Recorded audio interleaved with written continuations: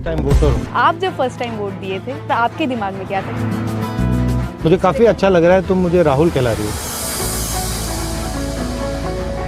मुखिया बन जाओ। नहीं क्यों तो नहीं? पहले मेरी बात सुन लो आप। बिहार में बेरोजगार होने की वजह से मतलब बाहर जाना पड़ रहा है उनको। बिहार में तो कुछ नहीं है। कॉलेजेस में वहाँ पे जाके एक्सेसिबिलिटी नहीं मिल पाती है। यहाँ पे तो रेप इतनी होती है, 6 महीने जेल हुआ, इसके बाद छोड़ दिया जाता है उसको, फिर तो वही करेगा ना वो। हेल्थ इश्यूज़ हैं, सैनिटरी पैड से रिलेटेड इश्यूज़ हैं जो बिहार गवर्नमेंट ये कहती है कि हम फ्री में दे रहे हैं, वो अवेलेबल नहीं है हमारे लिए। वो बस कहने तक की स्कीम में वो बात रह गई है। वोट तो फ्री में मिलेगा, संविधान में लिखा है। हमारे यहाँ मर्डर बहुत ज़्यादा होता है, दिन दहाड़े मार देते हैं। बस है लेकिन इस पर चढ़ते नहीं कि लड़का लोग छिड़खानी करते हैं, टच कर देते हैं, कमेंट कर देते हैं। लाइट नहीं है, अंधेरे है।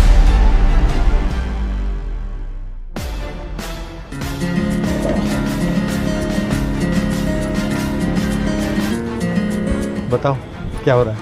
हम एक्चुअली राहुल हमारी बातचीत इस बार के इलेक्शन में हम फर्स्ट टाइम जो हमारे साथ ही हम फर्स्ट टाइम वोटर्स हैं और हम यहाँ पे हमारी जो इस इलेक्शन से इस बार की जो हमारी फर्स्ट वोट है उससे जो हमारी एक्सपेक्टेशंस है, हमारी जो उम्मीदें हैं, जैसे basically education, safety, job, equal rights, हम उससे रिलेटेड यहाँ पे आपसे एक बातचीत करना चाहते हैं। बताओ कैसा लग रहा है? फर्स्ट टाइम वोटर हूँ। Very much excited. हाँ, एक्साइटेड। अच्छा, आपका प्लान क्या है वोट छोड़कर? पढ़ाई क्या हो रही है, कैसी चल रही है? पढ़ाई तो ख़त्म ही हो गई खत्म है। हो गई। जैसे कि 10th पास करके मेरे घर से मतलब कॉलेज बहुत दूर है। अच्छा। मतलब वहाँ तक मैं जा नहीं पाती हूँ और मम्मी पापा भी घर से अलाउड नहीं करते हैं इस वजह से कि हमारे यहाँ मर्डर बहुत ज़्यादा होता है, दिन दहाड़े मार देते हैं। लड़का जब सेफ नहीं है तो हम लोग कैसे सेफ रहेंगे? इस वजह से मेरी मम्मी पापा मतलब बट आप जाना चाहती थी यूनिवर्सिटी या नहीं? जाना चाहती थी लेकिन इस डर के वजह से नहीं जाती थी। तो आपको डर लगता है बाहर जाने से? बहुत डर लगता आप है। सबको लगता है डर बाहर जाने से? डर तो सबको लगता है ना। बसेस में, ट्रेन्स में, एवरीवेयर लोग तंग करते हैं आपको? कॉलेजेस बहुत सारे लोग तंग करते हैं। कैसे क्या करते हैं? पासिंग बाय आवर साइड और टच कर देते हैं, कमेंट कर देते हैं और मतलब वो कुछ घूरते हैं, कुछ खराब एक्शंस कर देते हैं, कुछ कमेंट पास कर देते हैं। तो सबके साथ होता है। बहुत जैसे कि तो आप बाहर जाते हैं तो आप अनकंफर्टेबल रहते हैं, मतलब कंफर्टेबली आप कहीं नहीं जा सकते। नहीं जाते। आप बिहार के बाहर गई हैं? बिहार के बाहर मतलब कब गई? कहाँ गई आप? मैं बनारस BHU में पढ़ाई की। अच्छा। एक बार मैं पंजाब गई थी, वहाँ पे मतलब मुझे मतलब भाई के साथ जाना पड़ा तो मैं गई थी। तो वहाँ पे क्या भाई वहाँ काम करता है? हाँ, भाई वहाँ काम करता है। मेरे हस्बैंड भी मैरिज हूँ। हाँ। तो मेरे हस्बैंड भी वहाँ पे काम क्या करते हैं? राइस मिल के सुपरवाइजर है। अच्छा, हस्बैंड और भाई दोनों?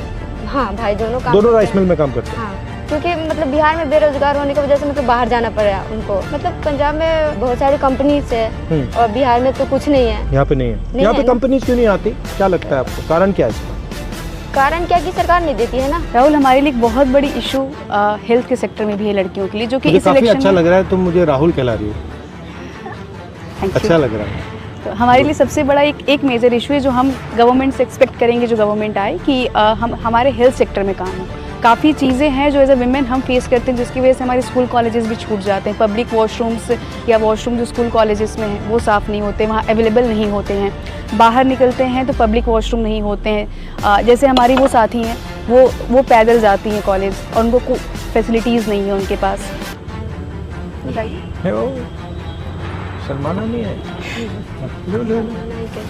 मैं 3 किलोमीटर दूर पैदल चलकर मैं कॉलेज जाती हूँ और रोड पे कोई सुविधा नहीं है। बस है लेकिन इस पर चढ़ते नहीं कि लड़का लोग छिड़खानी करते हैं और रोड पे टॉयलेट नहीं है जिसमें मैं जा सकूँ। ये रोड पे वो लाइट नहीं है, अंधेरे है और पुलिस की गाड़ी उड़ी नहीं मैं देखती हूँ कि उसको मैं अपना दुख जो बता सकूँ कि ऐसे ऐसे हो रहा है। मैं इसीलिए चाहती हूँ कि ये सारी हमको रोड पे बॉल चाहिए, लड़की लोग के लिए गाड़ी फ्री बस चाहिए कि लड़की लोग जा सके, आ सके, पढ़ सके। और टॉयलेट चाहिए हमको रोड साइड में कि कोई भी लड़की आए तो दिक्कत उसको नहीं हो जा सके। मैं उसी को वोट दूँगी कि हमको सारे समस्या को हल कर। मेजर इश्यूज जो है कि मतलब एटलीस्ट पब्लिक वॉशरूम तो हम एक्सेस कर सके। For main it's very easy कि वो कहीं भी उनके लिए हो जाती है, बट हम एज एन फीमेल ये फेस करते हैं ना कि हम कहीं जा रहे, कुछ बहुत इमरजेंसी है, we are searching for somewhere कि कुछ होटल्स कुछ मिल जाए, जो कि वहाँ भी बेसिकली बड़े होटल्स अलाउड नहीं करते। हम उस सिचुएशन में बहुत बुरे फंस जाते हैं। अगर कभी हमें पीरियड्स आ रहे हैं, इन रास्ते अगर हो जाता है हम परेशान हो जाते हैं, हमें भाग के घर आना पड़ता है। बहुत तरह की ऐसी दिक्कतें हो रही हैं जो, और एजुकेशन सेक्टर में सबसे बड़ा तो हमारे लिए इशू यही है ना कि हमें कॉलेजेस में वहाँ पे जाके एक्सेसिबिलिटी नहीं मिल पाती है। हेल्थ इश्यूज़ हैं, सैनिटरी पैड से रिलेटेड इश्यूज़ हैं जो बिहार गवर्नमेंट ये कहती है कि हम फ्री में दे रहे हैं, या फिर कुछ चार्ज बहुत मिनिमम प्राइस में, वो अवेलेबल नहीं है हमारे लिए, वो बस कहने तक की स्कीम में वो बात रह गई है। मुझे लगता है चाहे वो शिक्षा का सिस्टम हो, स्वास्थ्य का सिस्टम हो, वो सारा का सारा प्राइवेटाइज हो रहा है, और उसमें जो गरीब लोग होते हैं वो मतलब लाखों रुपए तो दे नहीं सकते हैं, नहीं दे सकते, तो वो फंस जाते हैं बीच में। तो मुझे लगता है कि जो हाई क्वालिटी सरकारी एजुकेशन है, हाई क्वालिटी सरकारी अस्पतालें हैं, उन पे भी फोकस होना चाहिए। कोई बीमार हो जाता है, खेती करता है, वो 4, 5, 7, 10 लाख रुपए कहाँ से लाएगा? हार्ट का ऑपरेशन करवाना हो, कैंसर हो जाए, कैसे लाएगा? वो ला ही नहीं सकता। तो उसके लिए तो आंसर सरकारी अस्पताल है, और कोई आंसर ही नहीं है। तो सरकारी अस्पताल में भी जाते हैं तो वहाँ पे भी जाते हैं तो बहुत ऐसे बेकार क्वालिटी है। ऐसा बोलते हैं कि जांच तो कर देते हैं, लेकिन फिर भी बोलते हैं कि जाओ प्राइवेट से दवा लेकर आओ। इस सरकारी हॉस्पिटल का किस काम का है? जो मतलब मुझे दवा भी प्राइवेट से खरीद के लेना पड़ता है, सिर्फ वो देख रहा है मुझे, वही है। और उसके बाद दवा या जांच हो, या जैसे कि खून जांच हो, एक्सरे हो, ऐसे ही मतलब ये सब प्राइवेट से करवाना पड़ता है। तो क्या करोगी बाद में, क्या करोगी एक बार आपका पूरा एजुकेशन खत्म हो गया? मैं डॉक्टर बनना चाहती हूँ। अभी मैंने 12th पास आउट किया है और नीट की प्रिपरेशन कर रही हूँ, और आगे मेरा ड्रीम है MBBS। और MBBS का ऐसा है कि MBBS के लिए सीट नहीं है, गवर्नमेंट सीट बहुत कम है। लगभग हर साल 25 लाख प्लस बच्चे एग्ज़ाम में के लिए एलिजिबल होते हैं, बट सीट गवर्नमेंट सीट 55,000 थी। तो मैं ये चाहूँगी कि हमारी जो भी गवर्नमेंट हो नेक्स्ट हो, वो हमें सीट्स ज़्यादा कम से कम प्रोवाइड करे, क्योंकि बहुत सारे बच्चे ऐसे होते हैं वो डिज़र्व करते हैं बट उन्हें सीट नहीं मिल पाता।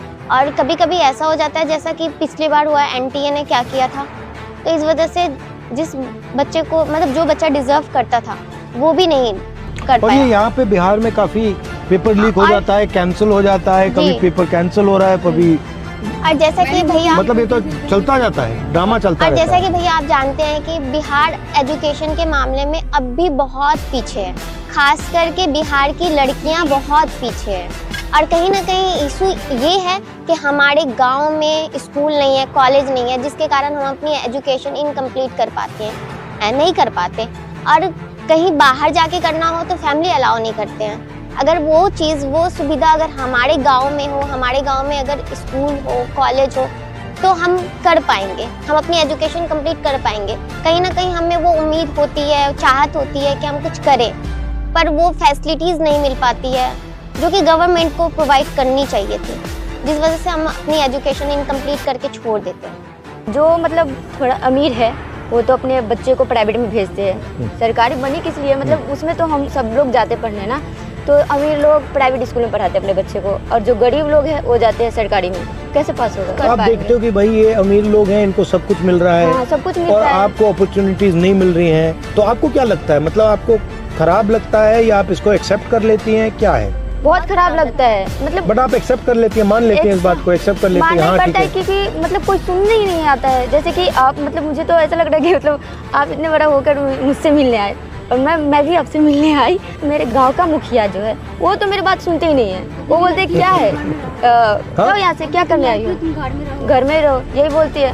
और बोलते हैं कि मतलब क्या करना है, ये क्या भी करना आइडिया है। बहुत सारे लोगों के माइंड में है कि भैया लड़की है तो घर में रहो। कहाँ पे आती कर रही हो, कहाँ के लिए आप कर रही हो, जाइए आप घर पे डांट के मिलगा देती हैं।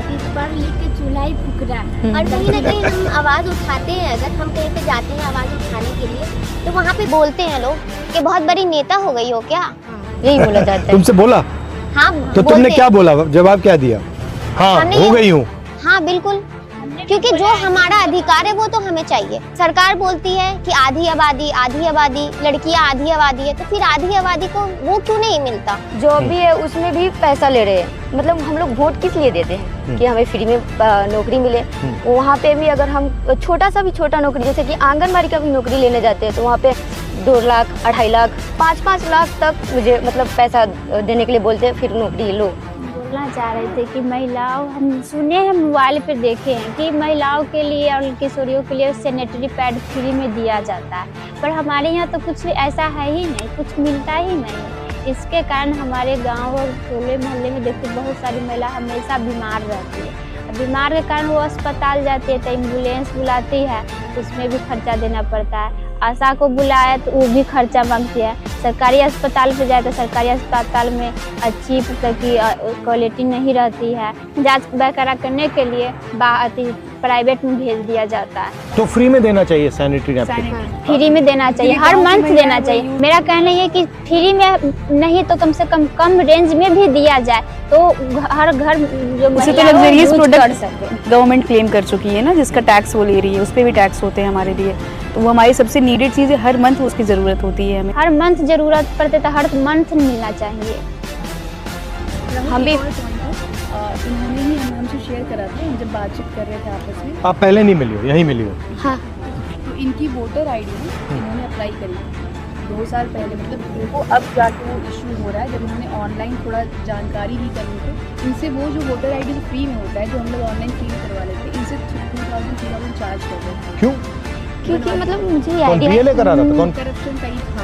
मुझे नहीं, मैं नहीं जानती कि वो कौन था, क्योंकि मैं अपने ससुराल से थी तो मेरी सास लेकर गई थी, तो वहाँ पे मुझे नहीं पता कि वो कौन था, लेकिन मांग रहे थे 2000-3000 ऐसे करके पैसा दो, उसके बाद मैं बना दो। तो मैं बोली इतना तो मेरे पास है नहीं कि मैं दे सकती हूँ उनको। तो मैं बोली चलो ठीक है, छोड़ ही देते हैं, क्योंकि था ही नहीं पैसा, तो हम कहाँ से दे उसको। अभी मतलब समझ में आया कि ये फ्री में हो रहा है, तो मैं ऑनलाइन वोट तो अप्लाई। फ्री में मिलेगा, संविधान में लिखा है हर व्यक्ति को एक वोट फ्री में मिलना चाहिए। आधार में भी यही हो रहा है, वो नौकरी भी फ्री में मिलना चाहिए ना। नहीं तो वोट तो इसलिए देते हैं ना, नौकरी भी फ्री में मिलनी चाहिए हमें, क्योंकि वोट हम किस लिए देते हैं। जो ये हिंदुस्तान में इतनी नफरत फैल रही है, हिंदू मुस्लिम एक जात को दूसरी जात से लड़ाया जाता है, इसके बारे में क्या सोचते हैं आप? चीज़ों में लड़ेंगे, आप बटेंगे, फिर आपके लिए वो एक नैरेटिव क्रिएट की जा रही है कि हम हिंदू हैं तो हमारे लिए ये है, हम मुस्लिम हैं तो ये हमारे दुश्मन है, हम इनके अगेंस्ट रहेंगे, जो गवर्नमेंट ऐसे करेगी, हिंदुओं की जो पूजा कर रही है उनको वोट दें। It's all about the narrative. जो अभी जो वोट चोरी वाला भी जो है वो क्या है, मतलब SIR, इट्स समथिंग कि दलित पिछड़े सबको हटा रहे हैं, क्योंकि वो जानते हैं वो अपने हक के लिए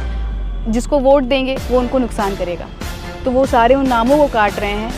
65 लाख लोग काट दिए उन्होंने, तो वो उसी बड़ी लिए सीरियस चीज़ है ये। कि वो सारे वो दलित पिछड़ों को हटा दिया जा रहा है, जो अपने जिनको और उसमें रोजगार वही है, चाहिए, जो गरीब लोग हैं उनके नाम कट रहे हैं। मतलब जाति धर्म के नाम पे लड़ाया इससे ज़्यादा कि हमारे अंदर से हमारी एकता जो है वो खत्म हो जाए। वोटर लिस्ट में तो एकता से कौन डरता है? क्यों डरते हैं? एकता से क्या हो जाएगा? अगर आप हिंदू मुसलमान सब एक हो जाएंगे तो फिर क्या होगा? हम लोग अगर एक हो जाएंगे तो हम लोग जो चाहेंगे वो हो सकता है। अच्छा, आप किसी से नफरत करती हो? आप करती हो? आप करती हो? आप मैं करती हूँ। किससे करती हो? मैं नीतीश कुमार से करती हूँ नफरत। नफरत करती हो? हाँ, बहुत नफरत करती हूँ, क्यों? क्योंकि मतलब नफरत तो बहुत बड़ी चीज़ है। हाँ, इसलिए नफरत करती हूँ कि मेरे यहाँ दिन दहाड़े मर्डर होती है और उस पर कोई एक्शन नहीं लेते। मैं अपना आँख से देखती हूँ, सीधा बीच बात ही फाड़ दिया जा रहा है। यहाँ पे तो रेप इतनी होती है, रेप में भी मतलब कोई केसेस मतलब ले लेते हैं, लेकिन उस पर कोई मतलब कार्रवाई नहीं। जैसे कि मतलब 6 महीने जेल हुआ, साल भर जेल हुई, उसके बाद छोड़ दिया जाता है उसको, फिर तो वही करेगा ना वो, फिर मतलब कोई अथी नहीं होता है, छोड़ देता है ना। क्योंकि कोई अथी होना चाहिए ना, सजा होना चाहिए।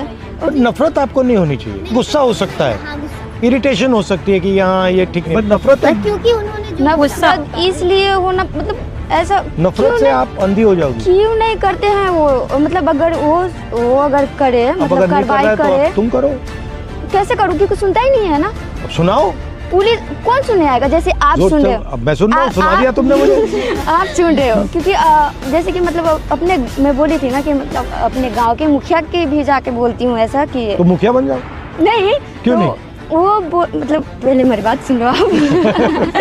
वो बोल रहे हैं कि मैं जाती हूँ उनके पास, मतलब कुछ भी शिकायत करने, तो तुम नेता हो क्या? निकलो यहाँ से, क्या करने आई हो? हम लोगों के बीच में क्या करने आई हो? क्या काम है? निकलो ना। ऐसे कर देते हैं। वो मतलब मेरे गांव का मुखिया हो गया, जो मुझे जानता है मैं उनको जानती हूँ, वो ऐसा बोल रहा है, तो दूसरा ने तो कहीं सुनी। और मुझे तो तुम्हें ये मुखिया बन जाना चाहिए। इस बात से खुशी हो तुम रही मुझसे है कहो अब मैं मुखिया बनूंगी, मुझे तो इस बात अब से मैं नेता हूँ, अब मैं तुम्हें हराऊंगी। मुझे तो इस बात से खुशी हो रही है कि मतलब इतने बड़े नेता जो मुझे सुनने आए। राहुल, एक क्वेश्चन थी हाँ, बताओ। कि हम सब तो फर्स्ट वोटर्स हैं, तो ये हमारी जो थी कि हम मतलब हम किस बेसिस पे वोट करेंगे, हमारी डिमांड्स क्या होंगी, ये सारी चीज़ें हमने आपसे शेयर करी। आप जब फर्स्ट टाइम वोट दिए थे, आप कब दिए थे और आपके दिमाग में क्या था कि आपको अपना वोट क्यों डालना है? मैंने तो कांग्रेस को वोट दिया। नहीं, वो तो मेरे लिए लॉजिकल था। नहीं, बट बताता हूँ वाई। क्योंकि उस टाइम शायद आज से भी ज़्यादा नफरत फैल रही थी, और मुझे लगता है कि जो पॉलिटिकल पार्टीज़ लोगों को जोड़ती हैं, जो बांटती नहीं हैं, वो देश के लिए बेहतर है। जो पॉलिटिकल पार्टी बांट रही है, किसी को हिंदू हो, मुस्लिम हो, सिख हो, क्रिश्चियन हो, या वो, उससे मुझे लगता है कि देश कमज़ोर होता है। तो उस टाइम मैंने इस बेसिस पे वोट किया। जनरली मैं इसी बेसिस पे वोट करता हूँ। मुझे लगता है जो पॉलिसीज़ का गरीब लोगों को फ़ायदा होना चाहिए। तो जो पार्टीज़ सारा का सारा काम जैसे अंबानी, अदानी, इन लोगों के लिए करते हैं, तो उसमें मुझे इंटरेस्ट नहीं है।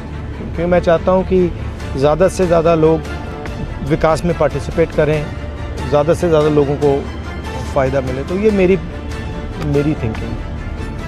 आप यात्रा कर रहे हैं बिहार में, हमने कुछ इश्यूज बताए आपको, हमारे कुछ ऐसा, तो हाउ डिड यू फील? एक बात मैंने नोटिस की है, बिहार में ठीक है एजुकेशन फैसिलिटीज़ कम हैं, बट इंटेलिजेंस बहुत है, मतलब अनलिमिटेड है।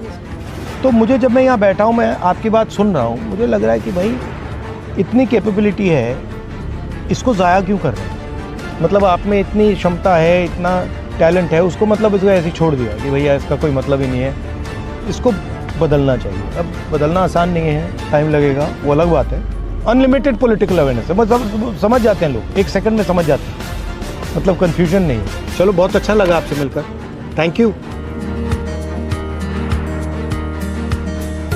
मैं एक बात कहना चाहूँगी एज अ फर्स्ट वोटर, जो कि अभी अधूरी रह गई है ये बात। हम उस सरकार को वोट देना चाहते हैं जो हमारे लिए शिक्षा को लेकर के काम करे, और ये स्वास्थ्य को लेकर के काम करे, और जो भी हमें फैसिलिटीज़ मिलनी चाहिए एज अ गर्ल, वो हमें प्रोवाइड करे, जो कि हमारी सरकार नहीं करती। हमारे सेफ्टी के लिए भी कुछ भी नहीं करती।